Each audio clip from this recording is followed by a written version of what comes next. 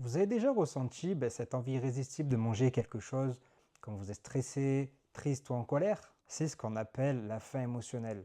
Et dans cette vidéo, je vais vous expliquer pourquoi cela se traduit, comment la reconnaître et surtout comment mieux la gérer pour retrouver une relation saine avec la nourriture. Bienvenue sur ma chaîne YouTube.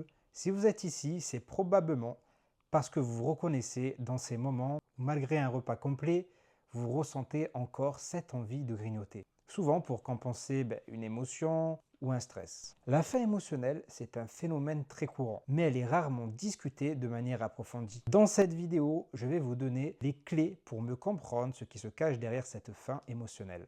Comment la différencier de la faim physique et surtout, comment prendre le contrôle pour ne plus être victime de vos émotions. La faim émotionnelle, c'est lorsque vous ressentez un besoin urgent de manger pour apaiser une émotion, comme la tristesse, l'anxiété ou même la joie. Elle se manifeste souvent sous forme de compulsion alimentaire, une envie soudaine de grignoter et de manger des aliments réconfortants, même lorsque vous n'avez pas faim physiquement. Mais attention, la faim émotionnelle et la faim physique ne sont pas la même chose. La faim physique va plutôt se développer lentement et elle est généralement satisfaite par des aliments nourrissants. La faim émotionnelle, quant à elle, arrive rapidement et est souvent associée à une envie spécifique de manger des aliments sucrés, gras ou même réconfortants. Pourquoi la faim émotionnelle se produit-elle?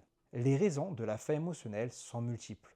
Tout d'abord, les émotions intenses, comme le stress, la tristesse, vont déclencher la libération de certaines hormones telles que le cortisol, qui peuvent augmenter les envies de nourriture. De plus, certains aliments, en particulier riches en sucre et en graisse, ont un effet réconfortant sur le cerveau, en libérant des hormones du bien-être. Mais voici l'astuce. Les effets sont temporaires. Vous allez vous sentir mieux pendant un court moment, mais la source de votre émotion ne disparaîtra pas quant à elle. Et vous risquez de vous retrouver dans un cercle vicieux de grignotage. Comment reconnaître la faim émotionnelle? La première étape pour gérer la faim émotionnelle est de savoir la reconnaître. Demandez-vous, est-ce que je mange par ennui, par frustration ou pour apaiser un stress? Ai-je déjà mangé un repas satisfaisant récemment?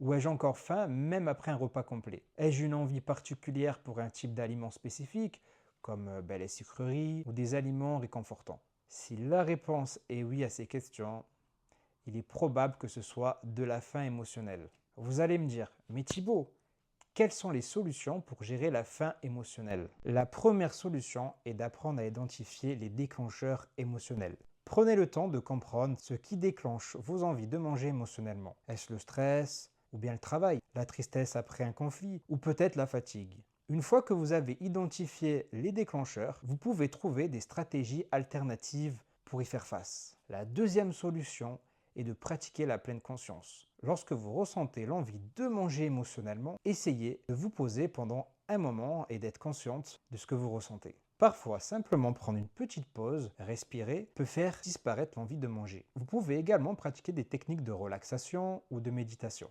En troisième solution, trouvez des alternatives saines. Au lieu de vous précipiter sur une barre de chocolat, d'essayer de remplacer cette impulsion par une alternative plus saine. Des fruits, des noix ou même des boissons chaudes. L'idée, c'est de trouver des moyens de calmer vos émotions sans recourir à la nourriture. Et enfin, voici une autre solution.